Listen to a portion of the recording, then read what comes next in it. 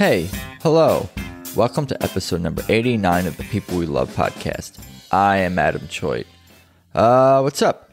If you're new here, what I do is interview people from all walks of life, often comedians and other artists, about their lives and careers.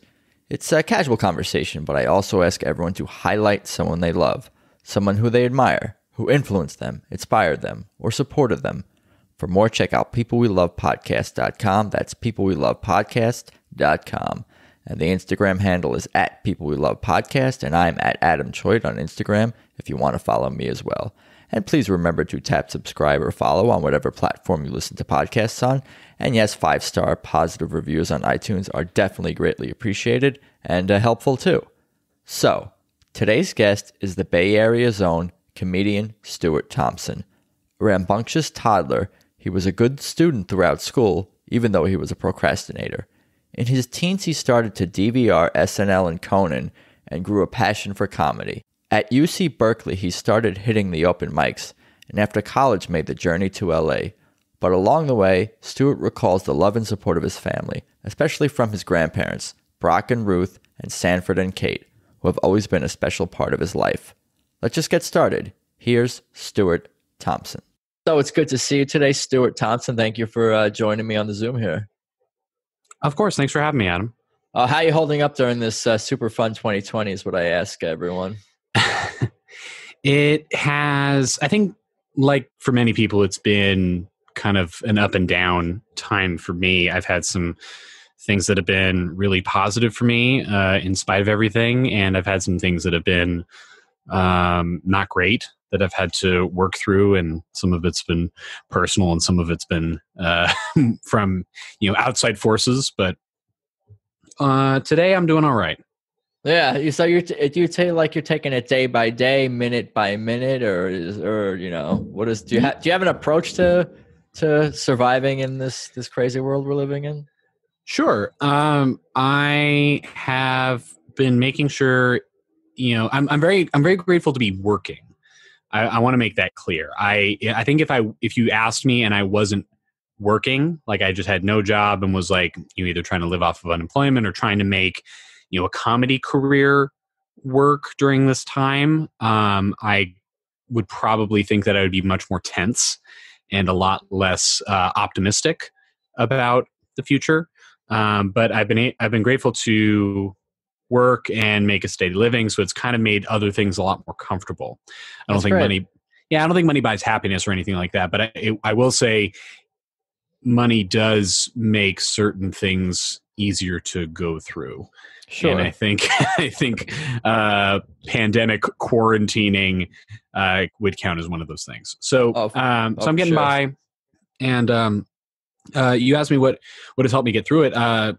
Taking time to do something that I want to do that isn't job related, it isn't like, COVID precaution related, that has been very helpful. And it could be just as simple as like reading a book I want to read or watching a show I wanted to watch. And it's not necessarily the most highbrow stuff. I've been watching a lot of 90 Day Fiancé before the 90 days, which is just utter garbage. But it's, for me, it's like watching like a Greek tragedy, like a modern day Greek tragedy. Because most of these relationships are not going to work out. It just can't.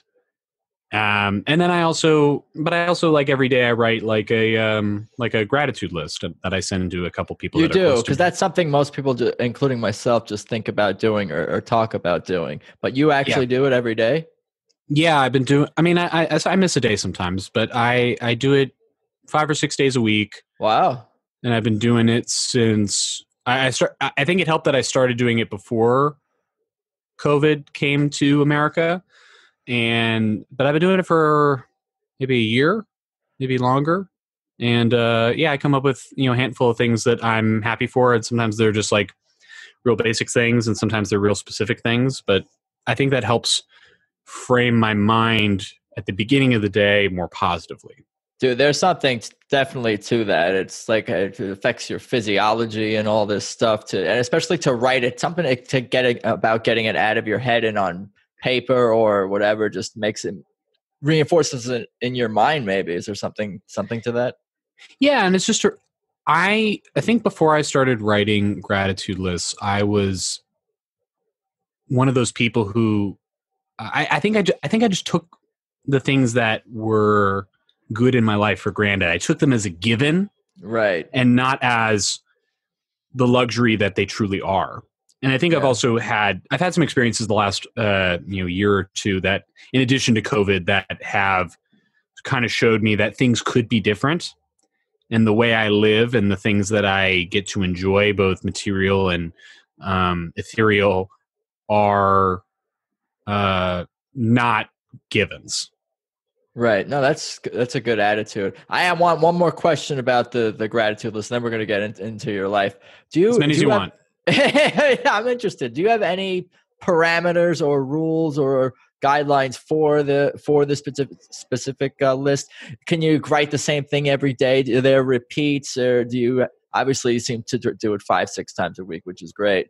So, but other than that, are there guidelines for yourself that you try to follow?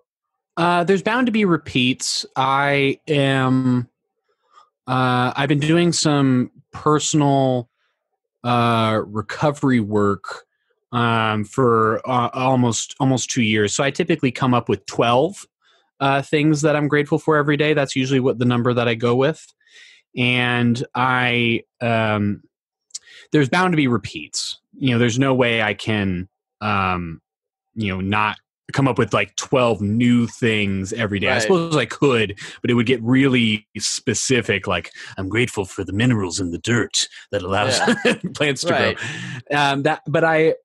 There's bound to be repeats. I usually come up with 12 things every day, and I send them to like 4 or 5 of the same people every day. Oh, you do?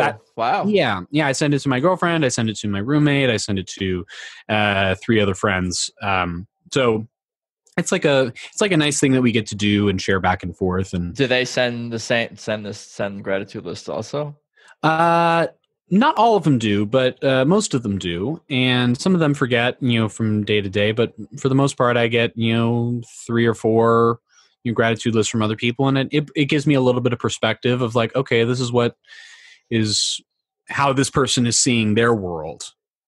Right. Yeah. It's very vulnerable. That's a cool thing that you're doing. And if these people can't keep up with you in the group, you should kick them out. If they can't keep up, you should boot them. I say boot them.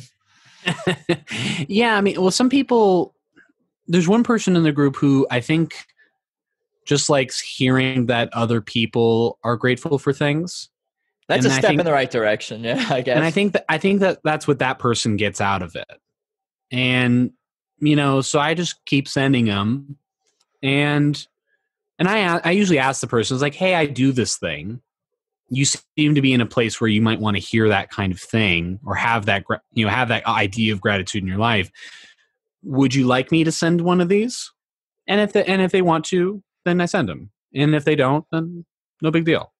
Maybe they'll want it later. Yeah. Maybe is there can I apply to be part of the gratitude? Is there like a fellowship? Is there application? No, there's no application. You DM'd me on Instagram. I can send you them on Instagram if you want. Oh yeah, I'm gonna think about this, or maybe perhaps even better, send some other people who might need to do this even more than me. Well, that's the thing. It's like it's hard to like. It's easy to like want to decide what you think would be good for other people. Oh, of course. And I think about it all the time as like the thing that has rung in my mind for many years that I've really just become aware of is like, man, if everyone was like me, the world would be a better place. And then I think about all the things that I do that are stupid and lame and annoying. And I'm like, oh man, that would be kind of a weird, not fun world to live in. But I mean, that's just for sure.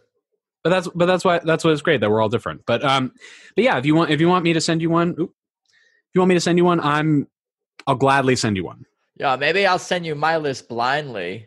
Sure. Before even seeing anyone else, because then I feel like I'll be swayed. I'm like, oh shit, I better include something about like my aunt or my fucking whatever. I better write something about like I would say. Sometimes I get stuck around like 7, and I'm like, I just start looking around my room, And you don't have to pick 12. I mean, I just pick 12 because that's a nice sort of like round number that I like to pick. But sometimes I'll be like, oh, I'm grateful to have nice clothes to wear. That's one. Or sometimes I'll be like, I'm grateful I got to talk to my grandparents on FaceTime, for example. So, it can be anything. So I'm just thankful for being alive, man. And I really think that's what I think that at least a few times a week. But I should write it down. Anyway, sure. let's get into your life and tell me about it. And you grew up in the Bay Area. Do you have any early memories from like 4 or younger? Like, what's the earliest? That's why I ask everyone. What is the earliest memories? Like, what kind of jumps out at you, if anything? Yeah, I think the earliest memory that I have is from when I was 3 or 4. I remember being in. There's a faint memory of being in preschool. And I remember like standing, kind of lingering in the back of this little like common space where we would all sit and listen to one of the teachers. Maybe they'd read us a story or we'd sing a song or something like that. And I remember my one of the people who worked at the preschool had this phrase that she would say, and she would say, "Bon appetit, we eat and drink." Like that was like anytime we had a snack before it was almost like a very secular way of saying grace. So it was a bon appetit, we eat and drink. And then I have another memory of being at the top of the stairs of one of the houses that I lived in when I was around that age. So we lived by the beach for a couple of years while I was going to preschool. And I remember being at the top of these very creaky wooden stairs. Those are my earliest memories. Yeah, they aren't tragic or they aren't super happy. They just kind of just random images that kind of no, and there are so many traumatic memories that I kind of. Part of me wishes I had, just so I would have something to draw on, like what I was actually feeling at the time. But because I was apparently a very wild toddler, like the minute I could walk, I ran. So I was the type of kid that if my parents put me down on the ground after carrying me, I would run towards traffic. Like I would seek any type of danger. I'd climb anything I could. I would jump off of things that were way too high for me to jump off of. These are some things that like actually happened, but they're told to me like it's one of those Bourne Identity movies where it's like, do you know what you were capable of? And it's like, I was like, you hung from the curtain rod, like that kind of stuff. And then, but yeah, like I broke my femur when I was 19 months old. I kissed the radiator. Those stairs I was telling you about, I fell down those stairs. And these are all things that happened before the age of 4, and I don't have any memory of them. And it's probably for the best, because our minds try to block out those things when they happen early. But damn.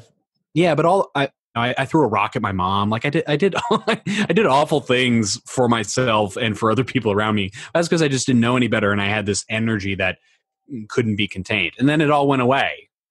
When you became a comedian, when you finally got on stage to get all your that was much later. It was like it went away when I was like 5. Like I became like much more mellow and like much more composed.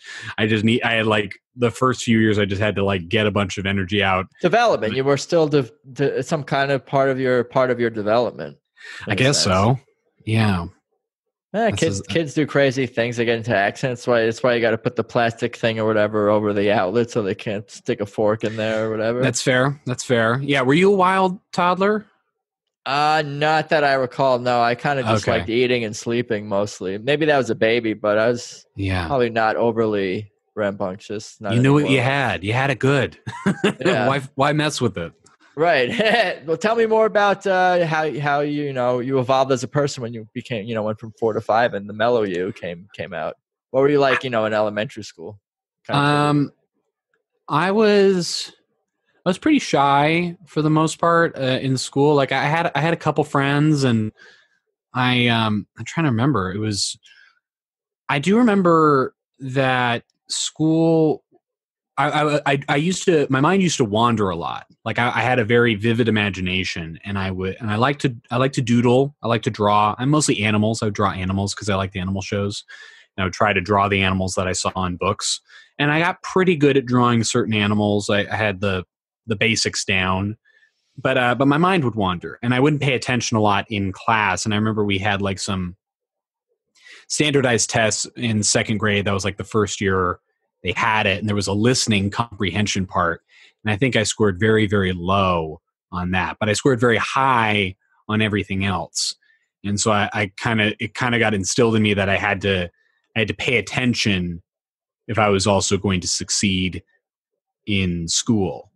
But yeah, education is a big thing in my family. So my parents were pretty on me about doing well in school. And I think they knew that I was capable of doing well in school. By second grade, I remember math just making sense. And I was just like, I could just ace those time tests that they would give us without much effort. Same. Yeah. And so things just kind of clicked. And I knew that, and I kind of learned that like I was not like I was athletic, but not a star athlete. And I kind of just knew that like, oh, the classroom is where I shine. So I kind of just cruised through school for the most part, and through high school. There was only a couple classes that really threw me for a loop. But yeah, we moved around a lot. So I you say you had siblings? Yeah, I have a younger brother. Yeah, I'm 30, he's 25 now. So we're good distance apart. So he came around when I was in I think first grade, I want to say. Yeah, I think he came around when I was in first grade. But yeah, it was or kindergarten. But yeah, there's 5, 6, that's that age, yeah. Yeah, there you go. So I remember like moving around a lot. So I had to make friends. I had to learn how to make friends easily. We moved, when I was in, before kindergarten and then before 5th grade. And then we moved around the same town a bunch between 5th grade and high school. But like I had to learn how to adjust to new environments a lot. But it gave me a chance to explore. And, I still liked climbing and exploring and, rolling around in, the hills of ivy that, existed all over where I lived. And doing, playing pretend with my younger brother, and, we would spar a lot, and it was frightfully unfair up until recently. So it'd be a lot of him getting kind of like, I wouldn't say like beaten up all the time, but definitely the punching bag a little bit more so than I was. But we would, I was I liked reenacting things. Like, if you saw a movie like that you enjoyed, like Indiana Jones or Star Wars, or, I won't make it about you, I'll make it about me. When I saw those things, I know it's about you. But I don't want to assume what you did, but my brother and I would get like broom handles and, pool noodles, and we put the pool noodle on the broom handle. So if we hit each other, it wouldn't hurt as much, but we would spar and pretend to do lightsaber battles and stuff like that. But that was a lot of it. It was a lot of playing pretend and, pretending to be, anything that was like different from just being a regular kid. Yeah, I remember I was actually watching whatever stand-up you have on YouTube or whatever online before, and you were talking about how you and your brother would wrestle each other on the top floor of a duplex and not trying to disturb the neighbors below. It came across, it was more like a ballet. Yeah, we had to learn to be guys actually fighting. Yeah, we had to be really light on our feet. I learned how to be a little bit more nimble. And honestly, I don't know how nimble we really were. I'm sure the downstairs neighbors just had to deal with the fact that 2 young kids were running around all the time. Yeah. But yeah, we'd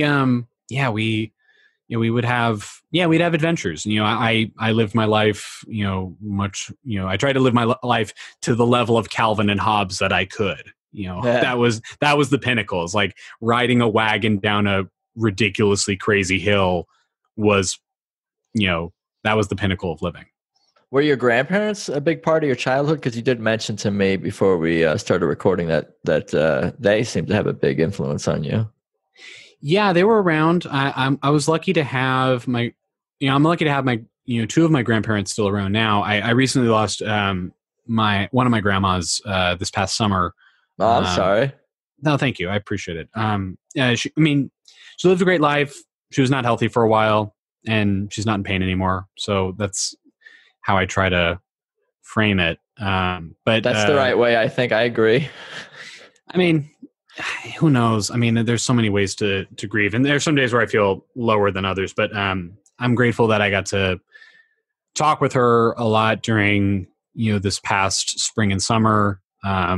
She passed in early July, and I got to talk to her up until a couple days before the end. And I had made it was weird because I had made a plan to drive up. I was very wary about driving anywhere far because of COVID. And the last thing I wanted to do was like be asymptomatic and come up to my parents' house and make my parents sick, make my brother sick.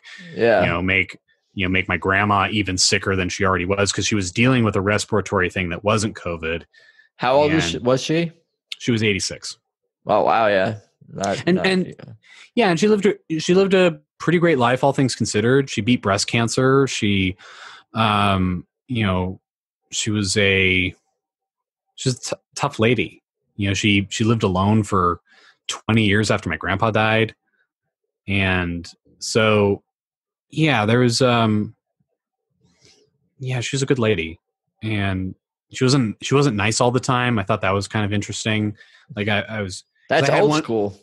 Yeah, I had one grandma who was my living grandma, who's very sweet. But I used to call it like everyone has a good grandma and an evil grandma. And I was under the impression that the evil grandma always outlived the good one because spite is more powerful than love. But it didn't work out that way. But yeah, it was interesting to my grandma Ruth had a personality that was not always. It didn't always mesh with other people's. Like she didn't like everybody, and she was sweet and she was polite, but if something really didn't sit with her, she just told you that. Oh, she's honest. She was an honest woman. Was she an immigrant? For some reason, I assume maybe because my grandparents were all immigrants, that I assume everyone's grandparents were immigrants, but that's not necessarily true. She was not, but it was either her parents or the generation before that were immigrants from Germany. But she was a Philadelphia native, and she. Oh, that makes sense now. Yeah, the rudeness and right, the brutal honesty. Just said that, yeah. She's from Philly, and but she lived close by. Her husband, my grandpa, lived close by, and my mom's parents lived close by. So I was grateful to have all of my grandparents within an hour's drive of where I lived, and I know not everyone has that opportunity. So I definitely was grateful for that. Yeah, I had all four grandparents for quite a while, into my at least early 20s. I'm not. Oh, cool. And my one grandmother is still alive, and she's 99. Whoa. Going to be 100 in a month, basically 1 month from now, November 16th, pretty much. Wow, that's exciting. It is, and I get what you're saying. Old people, the elderly, like even the healthy ones. I'm putting up quotes that are feeling well enough in the mind and in the body, they're still in pain, they're still suffering. Like when you're old, something's going to be not right. It's not going to be the same. It's going to bother you. It's going to be annoying. Your mind is not going to be quite like it's always. Yeah, aging is suffering, especially when you're that and in your late 80s, 90s or older, whatever. For most people, it's tough. Yeah, and I don't know about you, but I didn't hear it a lot. I didn't hear about my grandparents, poor feelings, whether, poor, like if they weren't feeling well, they weren't really great at letting you know it for the most part. So like my mom's parents are in their early 90s. Like my grandpa's 94 and my grandma's almost 93. And I think they were a little bit more honest about things now, but like my grandma, when she was dying, like in the last like couple months, like I'd be, hey grandma, how are you? And she's like, not great. How are you? It'd be like if you went up to someone on the street, it's like, hey, how you doing, man? It's like, bad. How are you? Like that was how my grandma Ruth was. Yeah. At least she's an honest woman. Do you have any significant memories of visiting them, or something that jumps out at you from your childhood about both of your grandparents either? Yeah. Yeah, I remember my mom's parents lived near this really awesome wooden play structure, like a really in-depth, comprehensive playground up near Sonoma County, and it was wooden, so it was it felt very old school, and because of my height and me going around through the play structure, it felt like I was living in a castle. So that was something I look forward to. There is a time when I remember sitting at the dining room table at my grandparents' house in Santa Rosa, and my grandma's making pancakes, which she did every Sunday that we were there, and my grandpa's reading the newspaper, and my grandpa puts the paper down and looks at my brother and me, and he starts chuckling, and he says, bring me food, woman. And it's not how he treated my grandma. It's just he wanted to show off, I guess, that he had that rapport with my grandma, and my grandma would be like, "Oh, Sanford, stop it!" But it was just like a way to get. It was my grandpa's way of being a comedian in that moment. It was like that was his performance. Sure. No doubt, and that just to be 100% clear, I'm pretty sure that was not Grandma Ruth who was married to this guy. That was the other. Yeah, this is the other side. These are the other grandparents. Yeah, Grandma Ruth would not be getting him his food, I guess. No, yeah. I mean, my grandma Ruth had a sense of humor, but hers was a little bit more. I think it was a little bit more wicked in that, like, she would laugh a lot when my brother and I would get into an argument at her house. Like if we were just like bickering the way brothers do as children, she would laugh. Like she thought it was hilarious. And then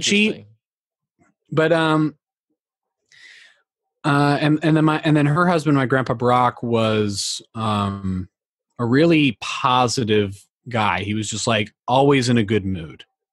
Like I never saw my grandpa Brock in a bad mood. He died when I was 10, so I didn't get to see like the full multitudes of it. But I think he and my grandma Ruth were kind of like yin and yang. You know, he was really positive. She was a little bit more negative, but they balanced each other out. But when he died in 2001, she didn't have that counterbalance. So she was not.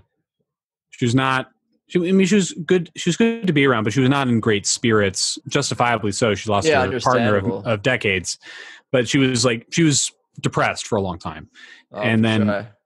But we managed to like find some. We visit her, and I think we helped her with her doctors to like find some depression medication that would at least get her like out and out. And like willing to explore and willing to interact with other people and not be a shut-in. And yeah, for sure. Modest goals. Yeah, I mean, I can't imagine losing someone like that after being with them for so long. But yeah, I mean, I mean, she persevered, so I got to hand it to her. No, for sure. And your grandfather Brock. That's his name, Brock? Well, yeah, he went by Brock. His real name was Cecil, but okay. But he went. Everyone called him Brock. He asked if my parents were immigrants. He was the only immigrant, but he immigrated from Canada when he was Gotcha. Young. It sounded like he was a positive person, like you were saying, and positive all the time. You mentioned, but you only knew him until you were 10 years old. Do you have vivid memories of him being that way, or is it more the stories and sort of the way people have talked about him since then? Because I feel like sometimes memory, what do I remember versus what did people tell me as I grew up, what's on video, like those things can be kind of blurred. What's a first time hand memory versus like you know. I remember him always being excited. I remember him always being excited to hear what I was up to. Like no matter what that's awesome. No matter what weird, poorly constructed story that I, as a child, could construct for him, he would be excited about it. And I remember I was like, he would take me to the park a lot, and I think he liked that I was into soccer because my dad played soccer, and my grandpa coached my dad when my dad was a kid, and so I think he liked having that connection with me. My grandpa was more of a golfer, and we didn't really connect on that, but sometimes I'd go with him to the golf course that he went to. And I think I think one of the reasons that he might have had such a positive outlook was that he almost died before I was born. In 1985, he had a severe kidney failure, and he nearly died from not being able to, process, from his kidneys not being able to work. And so, but he managed to survive barely, ended up on dialysis for, the rest of his life. But I think the fact that he got to live past that, I got to think that when you have a near-death experience, it gives you a new lease on life. So I'm sure it does for many people, yeah. And in this case, it sounds like it. Yeah, he got to meet his grandkids. Yeah, he sounded like he just started being able to express more gratitude and appreciation. Not saying he wasn't before, but the near-death experience tends to do that. That's cool that you've had all these people in your life. One more time, tell me who was the names of your people on your mom's side and the names of your grandparents on your dad's side, just so I can have. Sure. Yeah, I've been jumping around. So no, that's okay. So my dad's parents are Brock and Ruth, and my mom's parents are Sanford and Kate. That's what I thought. And it's funny because I sort of have a little bit of a similar, maybe not journey, but at least this aspect of our lives in common, that we have 4 grandparents or grandparents for a big part of our lives. And that the personalities on the 2 different sides sort of are similar in that way. There was some positivity, and then there was also some negativity that was definitely, not their fault for sure. Yeah. Like I come from Holocaust survivors and concentration camp survivors on my dad's side, so they had not the easiest life, but. Yeah, it's cool to hear all those stories, from your background, and I could see how it influences you today and shapes the person you are. And I've only seen you perform comedy one time and hung out, I think, one other time, and just talking now. It's cool to get to know this stuff. I'm curious. You mentioned your grandparents survived such a awful tragedy. Were they ever open about talking about their experience? Yeah, but I feel like it was probably more to my parents and aunts and uncles when they were younger. Maybe they heard the stories and some of the horror stories more specifically, and they probably spoke a lot. They spoke in Yiddish as well, so okay. I can't say that they didn't speak in Yiddish about these things, but I did make in college like a little bit of a documentary, with them talking about their experience. But they're kind of hard to understand.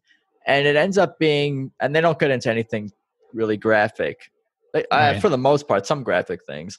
But it became more about my grandmother yelling at my grandfather it was them sitting at the kitchen table, just, talking heads.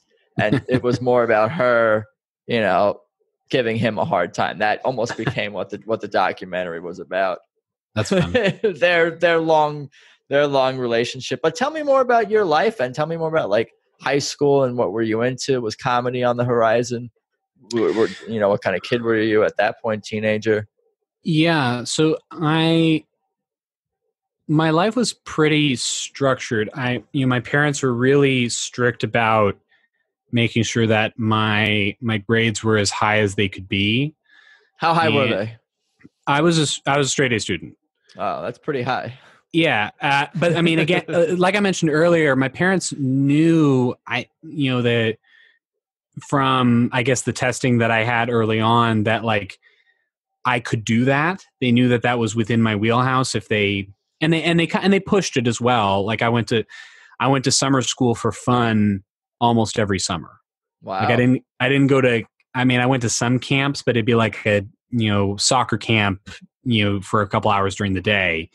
But for the most part, I was going to summer school to learn chemistry or physics or wow, marine biology. It was usually some extra science thing, and so I did that. And then I played soccer year round through high school, or from 10 to 18. And so I played pretty competitively. So, most of my weekends were dedicated to playing some game in some part of California. It was usually not close to where I lived. But, I played for teams based in the Bay Area, but we'd go as far south as, Fresno, and as far north as Sonoma or Napa or Sacramento. And so I was traveling a fair amount for that. Is that for high school or for a league, you said? I was starting to do this as early as 10 or 11. And then, like an organized. So it's like a club team. Yeah, I gotcha. Wow. So that would be from March through October. And then in the wintertime, I would play indoor soccer. So it'd be either the off the wall indoor soccer that looks like it's in a hockey rink, but on turf. Yeah, and sure. Or I'd play futsal, which is a smaller sided game with a low bounce ball, and you play on a basketball court. Yeah, it's really fun if you ever get the chance to play. But it's so yeah, I was doing that, and then I was doing my homework. My friend groups changed a bit, because I moved to this new town in the East Bay called Piedmont, which is a little affluent town that's surrounded by Oakland, but it's a separate city. But we moved there because the property value is high, so the schools are well funded, and it's very academically rigorous. And and during that time that we had, soon after we had moved to this new town, my parents' jobs shifted. Like my mom was the stay-at-home mom, and then she went back to work in banking, and she started doing really, really well in banking, and slowly but surely moving her way up the ladder at her work. And my dad's role as the provider, became less and less so. And it gradually shifted, while I was in middle school and high school. While my mom, when I was little, was the person I spent a lot of time with, my dad became the person that I spent a lot more time with in middle school and high school. It's not like my mom wasn't there, but right. Did you ever watch the Rugrats growing up? Right. Yeah. Do you remember Angelica's mom, who was always on the phone? Yeah. That was kind of like my mom. My mom was always on the phone, and we had time together, but she was.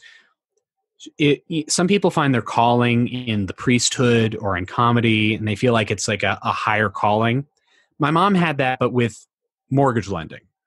Yeah. So she was into it. She's still into it. She's one of the she's now quoted in the Wall Street Journal about when it comes to mortgage lending, and she's really high up in her work, and she's a very powerful woman in business. So I had this really highly achieving person within my family. So the bar is it's not like I have to necessarily achieve the same way my mom does, but the bar was set very high about what it meant to do well, and work hard. Yeah, absolutely. Right, yeah. And my mom totally earned it. She's outperformed everyone that she's ever worked with. It's crazy. Yeah.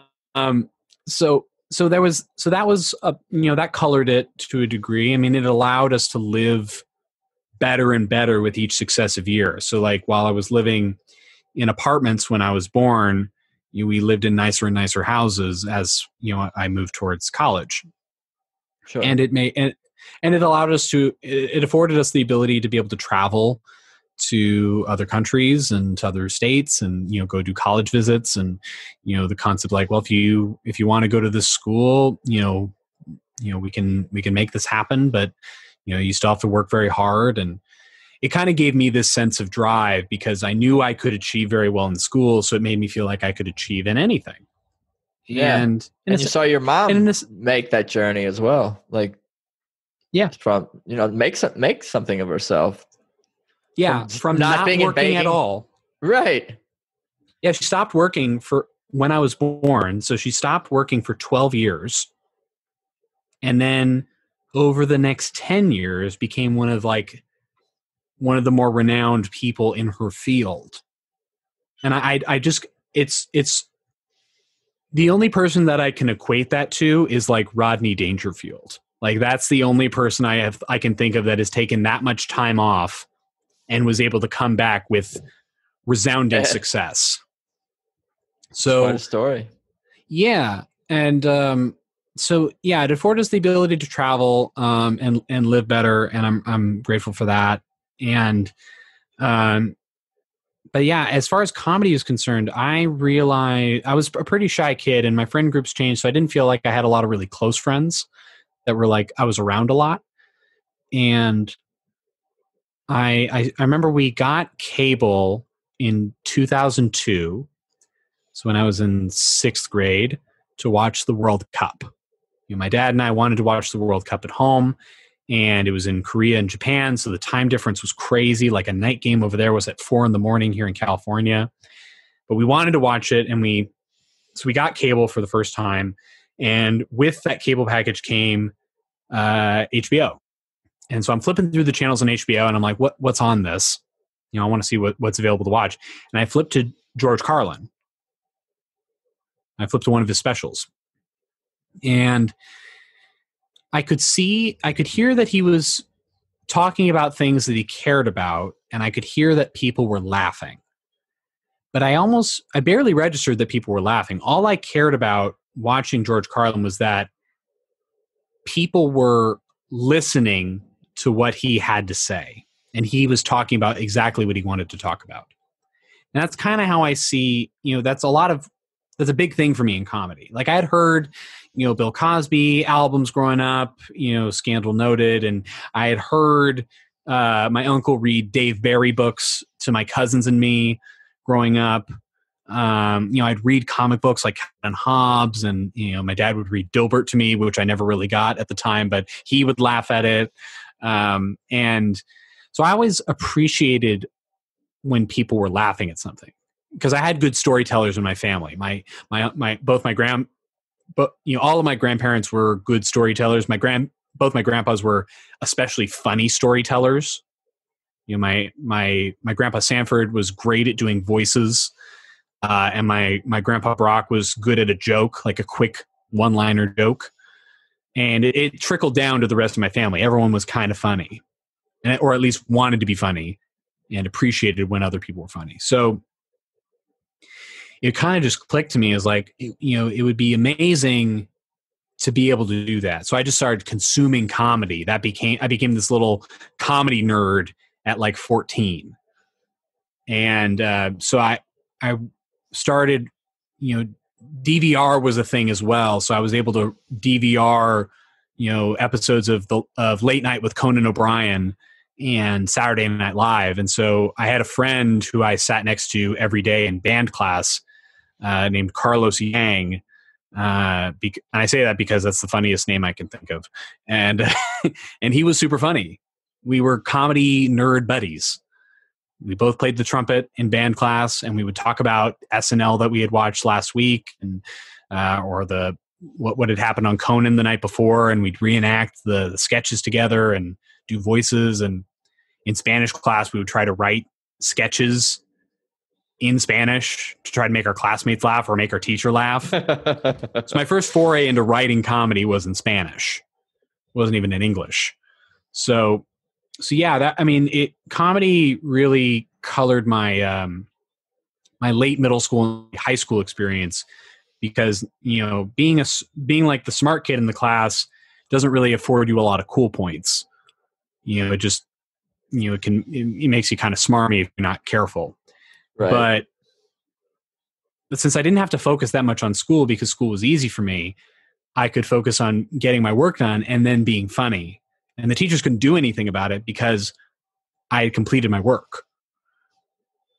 Right. So it's like, I've afforded the luxury of goofing off. I'm sorry, but if you want to assign me more homework, that's fine. But like, I'll finish that too. So look at you. Yeah, it's like it. None of it was terribly difficult. I mean, I procrastinated like a lot of people, but like I got it all done and I did it well. And I had help. I had 2 loving parents at home, and I had support. But like, it fostered this ability for me to figure out how to be not the class clown, but like the class wit is how I heard it from either Carlin or like Birbiglia or something like that a while back. But the class wit is the person who is observational, can make that pointed, well-timed joke. And it got more people to like me. I became a cooler, a friendlier person to be around. People understood what I was about more. That's cool. That's a good story. Good stories. What about going? You know what I wanted to ask you? I was going to ask way back when you said you went to summer school, because before you were an SNL nerd and a comedy nerd, and I did all the same things, and I'm a little older than you, so I recorded SNL and stand-up specials on VHS. Oh, totally. Yeah. But it sounded like you were a regular nerd maybe before you were a comedy nerd, because you were going to summer school. Did any part of you resist going, or did you enjoy the biology, the chemistry, the physics in the summertime? Or was it just your parents were strict and you saying no wasn't even an option? Well, where were you at then? It's a little bit more of the latter. It's, there was no, I didn't have the faculty to know how to argue or resist my parents growing up. The great act of rebellion that I can only take ownership of is wanting to be a comedian at all and making a career out of it. Like that's, like going to college, going down another track that seems more financially viable, and then doing a complete 180 midway through was my act of rebellion. It all kind of bottled up there. But no, I wasn't terribly. I suppose if I had said I didn't want to go to summer school, my parents probably would have figured out something else to do. I think they tried to keep me pretty busy. I think they didn't want me to get bored. I mean, I haven't asked them about this specifically, so I can't really say one way or another what their motivation was. They would have kept you physically or mentally challenged, or both in one way or another, whether it was school or soccer or something that was in between mental and physical. There would have been some level of programming. I work with kids now, and I'm definitely not as programmed with stuff to do every day the way they are, even during COVID. But I definitely was busy. I always had something going on to keep my mind working. But I mean, the stuff I learned was pretty fun. It wasn't like a rigorous summer school class. Like, we would do fun labs. Like in physics, we would make oobleck, cornstarch and water, which is like, and if you let it sit in your hands, it's all goopy and watery. But if you try to like punch a big block of it, you could break your hand. And so it kind of alternates between being liquid and solid. And I'll YouTube that later. Okay. Yeah. I'll send you a link. So there. But in marine biology, we got to study whales and manatees, and it was all related to stuff that I was interested in. And I think I got to pick which classes I took. I wasn't like, my parents were like, "You're going to learn physics this summer." It was like, "Yeah, let's learn physics. How about that?" Gotcha. Well, that sounds reasonable. Tell me about college and this. There's what do you call it? A bubbling act of rebellion, or or something like that. Yeah, the bottleneck. So I loved comedy and I loved being funny, and I liked, and I was good at school, but I was not. Like, I was getting less and less serious about school. I think I saw that it was like I understood what the structure was, and I knew how to work within it, and I knew how to bullshit my way through things. I'm sorry, I forgot to ask. Are we allowed to cuss? No, that's fine. You never know. So I was able to bullshit my way through classes when things got a little challenging, and I thought I wanted to go to an Ivy League school. I thought I was qualified. I had the extracurriculars. I played music. I played soccer. I was committed to a lot of things, and I had the grades for it. And I didn't get into those schools, but I got into some great schools locally. So I ended up going to UC Berkeley for college, and it was a school that my family was very familiar with. My dad went there. Two of my grandparents went there. It was a very familiar place, and my dad meant to be almost. Maybe. I mean, you could say it's fate. It's how it worked out. So it's like that's part of the plan, I suppose. And my dad took me around the Berkeley campus a lot because my dad played soccer for Cal, and he was a soccer referee on weekends, and he would referee Cal soccer games. And so sometimes he would take me with him there. So I was very familiar with the campus, and I thought I wanted to study economics because I thought economics was really interesting. The financial meltdown, the mortgage crisis happened or began to happen while I was a senior in high school. So I didn't want to solve the mortgage crisis, but I was interested in economics. I thought there was a beautiful mathematical quality to it. And it was this is motivating all of our interests. And it felt very all encompassing, sure. As kind of part of me just wanting to know everything. So I take these economics classes. I take these math classes, I'm taking calculus, I'm taking, microeconomic theory and macroeconomic theory, and I am barely passing.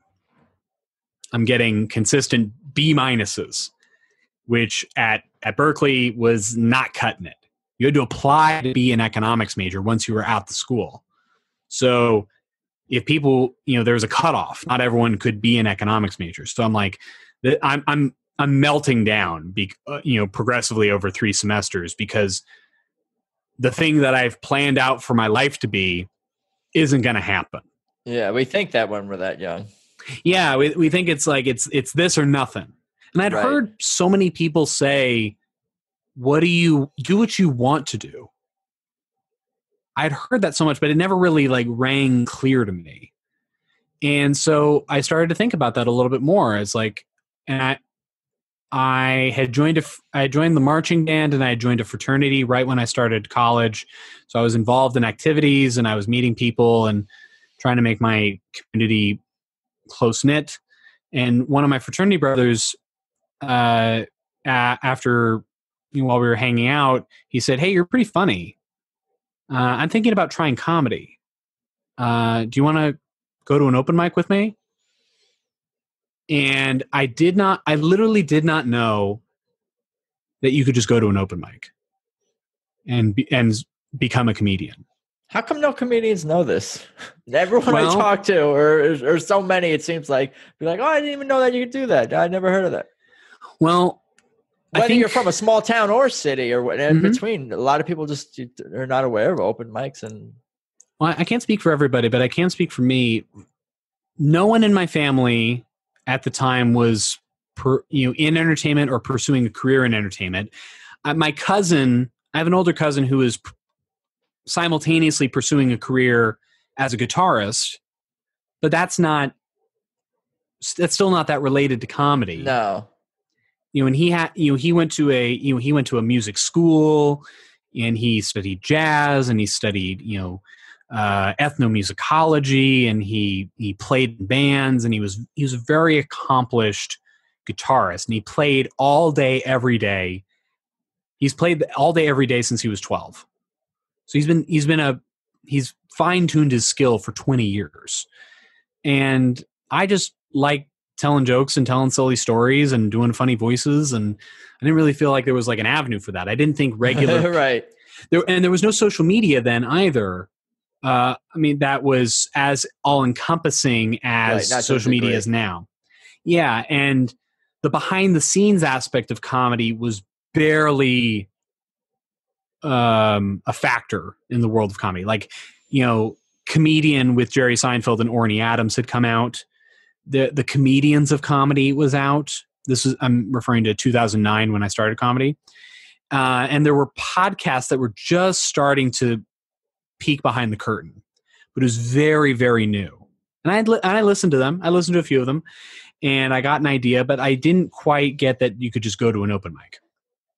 So my friend says, "Hey, you want to go to this open mic?" So we go to San Francisco to the Brainwash Cafe, which is no longer there, but it was a cafe / laundromat in the South of Market district of San Francisco, and they had an open mic every Thursday, and it was like the big open mic in San Francisco for like 15 years, and it was a good it was a really good place to start. You just go up, you try your 3 minutes of jokes that you've cobbled together, and an audience would be there. Like, they had regular folks just watching the show, and in addition to comedians, and it was a really, looking back, it was a really fantastic place to start. I can't think of a better place. But once I realized that you could do comedy, that I could do comedy, it made me start thinking that maybe there's a way into this. So I started, after that first open mic in March of 2009, I started writing what I thought was material, whatever funny ideas came to mind, whatever I could convey to an audience. And I spent like 6 months writing bits. And then I started doing open mics a little bit more and more in, the fall of 2009. And that was my last semester where I was really pursuing economics. And I could tell it wasn't going to work out. And so I started to look into how I could switch my major and switch my focus towards comedy. And I was crying at home over like winter break, or like sometime in the fall of 2009. And my mom was like, she's like, well, what, all right, well, what do you want to do? And I told her, I think I want to write comedy. And she reacted better than I thought she would have. She said, okay, well, if you can figure out a way to make money doing it, then okay. And so I try, and I mean, it's still a quest, but I mean, like, I've been able to do a lot of things that I, might not have done had I not had that kind of support. But yeah, I started doing more and more comedy every year, and I found internships and classes to take in LA. And so I visited LA a couple times, and I switched my major to linguistics, and it was a major that I could complete quickly, given the fact that I was behind by 3 semesters. Sure. And I managed to even finish a semester early, and I was able to move to LA a month after I graduated college, and live in LA and begin my career down here. But while one of the summers I visited, I got up at the Comedy Store on Potluck, met the talent coordinator. Talent coordinator liked me. Said if I moved here, they might have a job for me. And then they hired me, 2 to 3 weeks after I moved. And I got to work at the Comedy Store for 5 years and be a door guy and learn the ropes and start to go on the road and learn to be a better host. And it's stopped working there in 2016, and I've been it's a wild ride, and I couldn't really ask for it to go differently, because the way it's gone has been pretty tremendous. I've been very lucky, but I've also learned how to develop grit and the things you need to be a self-starter and to be a comedian. Besides the grit and just and all of that, what specifically jumps out at you in terms of your journey as a performer and as an artist that you've seen either in your material or the delivery? It's something about you as a comedian that you sort of improved at or evolved. Like how have you evolved as a comedian over the years creatively?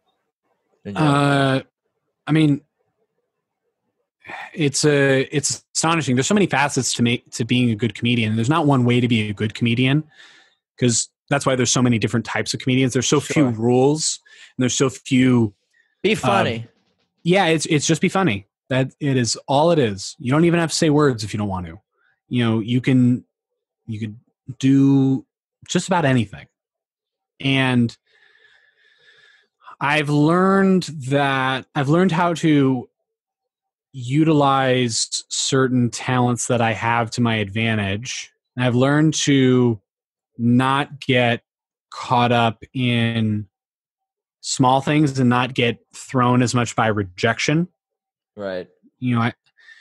I attribute that to playing soccer really competitively for a long time. Like, I've lost a lot. And a lot of comedy is losing. It's if everything that I wanted in comedy came true when I wanted it to be, I would have been hosting the Tonight Show for the last 5 years. Like, I would, yeah. You know what I mean? Like, I'd have book deals. I'd be in movies. I'd be on TV shows. I would, but I wouldn't learn anything. I would just learn to so I've learned to be a little bit more trusting. I've learned to let go of certain outcomes. I've learned that, this is kind of what I learned from studying linguistics, is that, when I tell a joke, when I perform an utterance that has my, with the intentions that I have, and I tell you a joke, you, the listener, have this, there's some time between when you receive the joke, you hear it, and you react to it. You kind of get to decide how to respond based on, all the baggage and all the preconceived notions that you have and the mood you're in. You decide how to react. And that's not up to me to decide. I don't get to decide how you react. I try to engineer the joke as much as I can so that more often than not, you, the listener, laugh. But I don't get to decide how you're going to laugh or that you're going to laugh. All I can do is come in with my intentions. The long story short is, like, if you don't laugh, fuck you and I don't care. But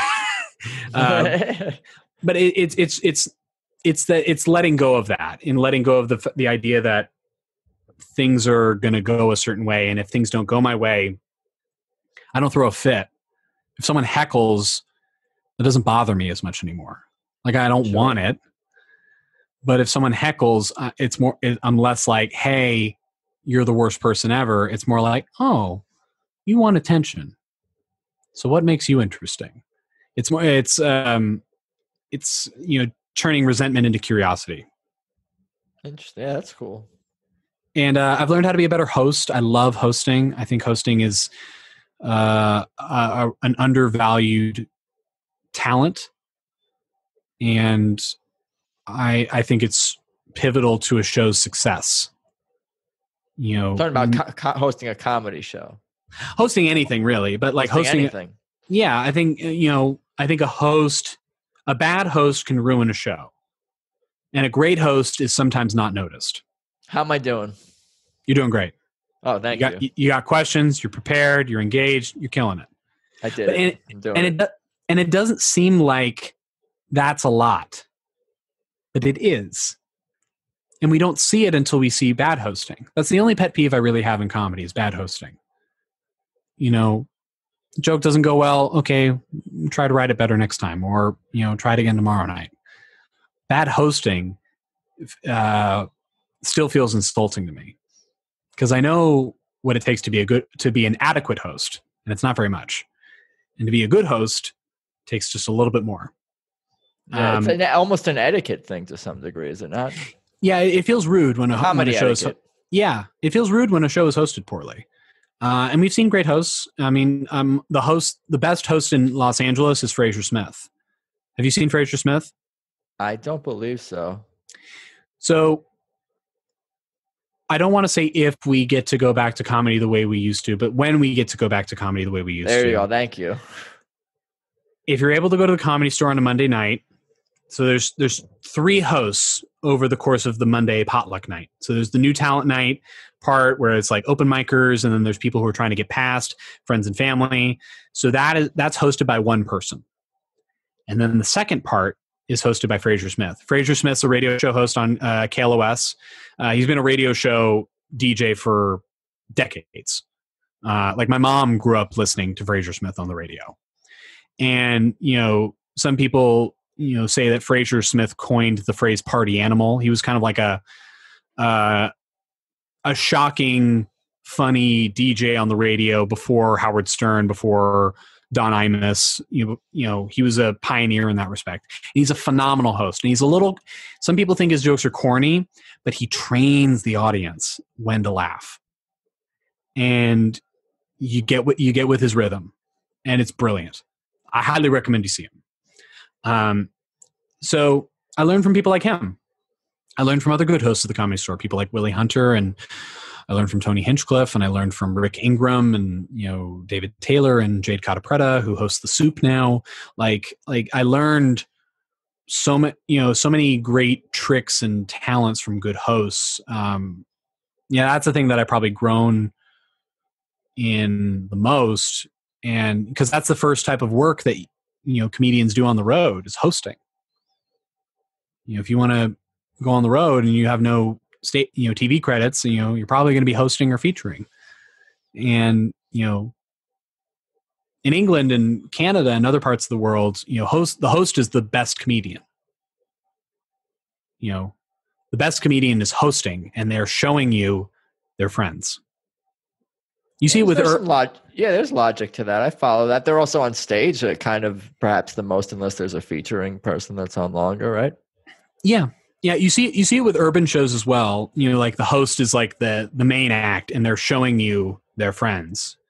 There's a little bit of that in America, but like it's a powerful position to be in. You get to kind of dictate the energy of the show, and address things that are going wrong in the moment. And it's so I value that very much. But yeah, those are the big things that I've learned. But grit's a big part of it. You got to just keep going, and you got to not get sidetracked by nonsense. Yeah, I hear you, my friend. Did have your grandparents ever seen you perform stand up live, or your parents? How does your family, in general, react to your comedy? My family's been pretty supportive. I will say that I'm sure my parents don't like every joke that I've ever told, but I think and if I'm doing a weekend of shows in San Francisco or Sacramento or San Jose or anywhere in the Greater Bay Area, my relatives that live in the area will probably come. Not so much my grandparents anymore. My grandparents that are in their 90s, that are living. They have seen me. They actually got to see me do the biggest show I've ever done. Wow. My grandma Ruth was at my first paying show, which was at the Throckmorton Theater in Mill Valley, in Marin County. And I'll talk about that in a sec. But my grandparents, my mom's parents, saw me perform when I was really early on, and my grandma was very supportive, but she told me that after the show that really went sour, that I tried to produce, not a lot of people came. It was just my relatives that came. I was not good at producing early on. My grandma said, I can't come to your shows anymore because I get worried for you and it gives me anxiety. I love you. I can't do this. Grandma Ruth? No, Grandma Katie. Oh, wow. The other, that hurts more maybe. Yeah. It hurt, but I was like, hey, she's being honest. And I'm like, okay. And then a few years later, I got into the San Francisco comedy competition, which has been going on for 45 years. It was and I made it to the final round of the comedy competition. The way it's structured is if you make it all the way through, you do 3 weeks of 4 one-nighters in a row. So each night in a different location. And you play bars, you play small venues, you play, rowdy restaurants, and you play theaters and colleges. In a row. Yeah, for 3 weeks. So if you make it all the way through, you do 12 shows, give or take. And so the second week I was in, it was the semifinals. There's 10 people that it's 10 of us that are performing. And those shows, the second week, are the biggest shows I have ever done. So like the first night was in Escondido at the California Center for the Performing Arts. It was like 400 people. I was like, this is crazy. Because the only time I had done anything that big was like a packed out main room of the Comedy Store for like 5 minutes. So I do Escondido, and then the next night we're in Sacramento at Sac State. 500 people. Huge. It's crazy. I do all right. And then the next night is the Bankhead Theater in Livermore. 550 people. It's crazy. And then the last night was the Luther Burbank Center in Santa Rosa. 1,600 people. Damn. So over the course of 4 days, I performed in front of 3,000 people. It's so wild. And my grandparents came to that because they were living in Santa Rosa. It would be insulting if they did not come. Yeah. This is the biggest show I have ever done, ever. And I'm wearing a suit. Like, it's like performing in front of the ocean. And it felt like a blur, but I did well, and I made it through to the final round. And I called my grandma as I was leaving to go back to LA for a couple days before the final round. And I told my grandma, thank you for coming to the show. I know coming to my shows is a difficult experience for you. I know you get anxious about the performance. And my grandma said, oh, I'm not worried about you. You did great. And it was a really nice sort of full circle moment. But my grandma Ruth, she came to a lot of shows. Whenever I played Mill Valley, she, even when I did some shows in San Francisco, she came to them. And I don't know if she liked all the jokes. She was pretty conservative, but I think she could see that other people were laughing. So right, I think she appreciated it. And cool.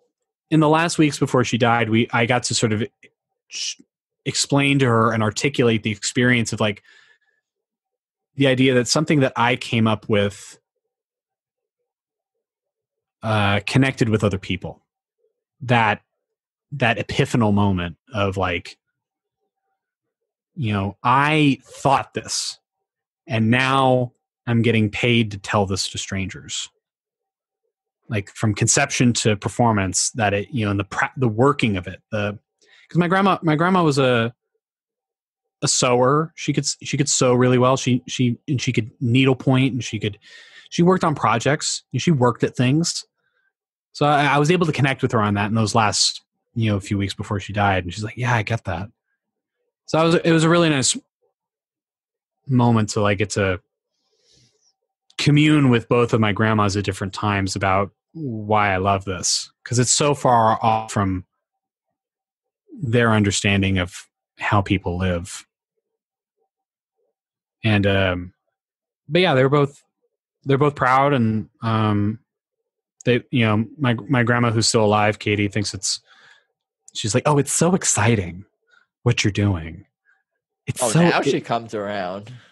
Well, I mean, I've gotten to do some cool shit in the last few years. No doubt. Yeah, I saw you went to Europe and Asia, right? Correct? Yeah, I've gotten to perform in 7 different countries, and my girlfriend and I got to travel to Southeast Asia to get together last year. Around this time last year, we were in what's today? Today's the 14th. We were in Malaysia this time last year. Different world. Yeah, and it's crazy, but we, and to see my comedy translate in other countries just shows how close the world really is, and how not that far apart we are from each other. It sounds really cheesy, but like, it's one of the weird perks about globalization is that like comedy translates in other countries. Oh, for sure. It's wild. It connects us, and it's necessary. Yeah, it shows that those cultural barriers are not as sturdy as we really think they are. You're bridging gaps, my friend. I hope so. I say it almost as if I'm joking, and like you're saying, it's, these things are true, and you are doing it. And I think that's why you're doing it, to connect with people, and that's awesome that you're able to express that to your grandparents in a way that they can comprehend and understand and appreciate. And that's probably also because you're not just a comedian; you also seem like you are somewhat smart, I suppose, too. Straight A's. Yeah, so you're able to know how to articulate yourself, which is helpful in communicating for sure. Can I share something with you? Sure. The sort of the miraculous thing about comedy. It was expressed by a philosopher who happened to be one of my professors while I was in college. His name's John Searle, and he's one of the more famous philosophers that's alive today. And he's known for making philosophy a little bit more accessible to people who are not in that world. So John Searle, in one of my earlier lectures in the philosophy of language class, he said, the miraculous thing is that I get to open up a hole in my face and utter what to most species on this earth is dissonant noise. And you, through holes in the side of your face, can not only comprehend what I'm saying, but you can utter back a response, and we can have a dialogue. That is the miraculous thing of language. That really cemented how my academic studies melded with comedy. I took one theater class, and I did not enjoy it that much. It's not how I came into comedy. It's the miraculous thing about language, and I get to say things a certain way and make the audience member feel a certain way. And that's the connection. Cool. Good stuff all around. Why don't you tell me what you're working on these days? I know you got your toes in different waters, irons in different fires, and tell me about that, where people can find and follow you. Anything else you want to cover? I'll kind of give you the floor here to do your thing.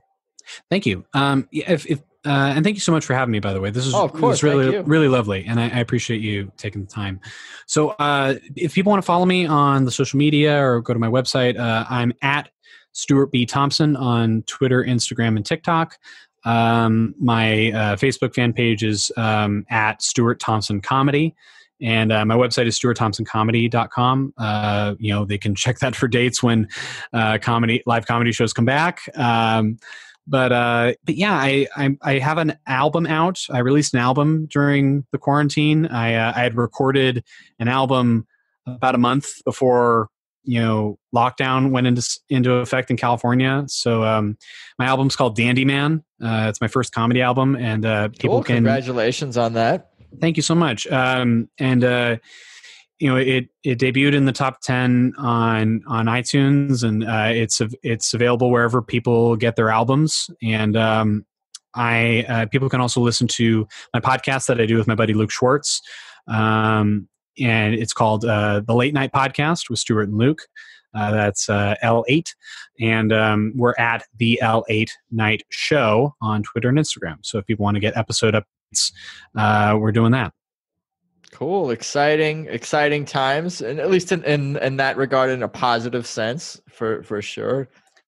Cool. Again, I appreciate your time. It's been a lot of fun. I learned a lot. I related to a lot of things. I'm inspired by a lot of things. And hearing everyone's journey, from all these guests and comedians and creators, creative types that I talk to from week to week, I'm learning a lot.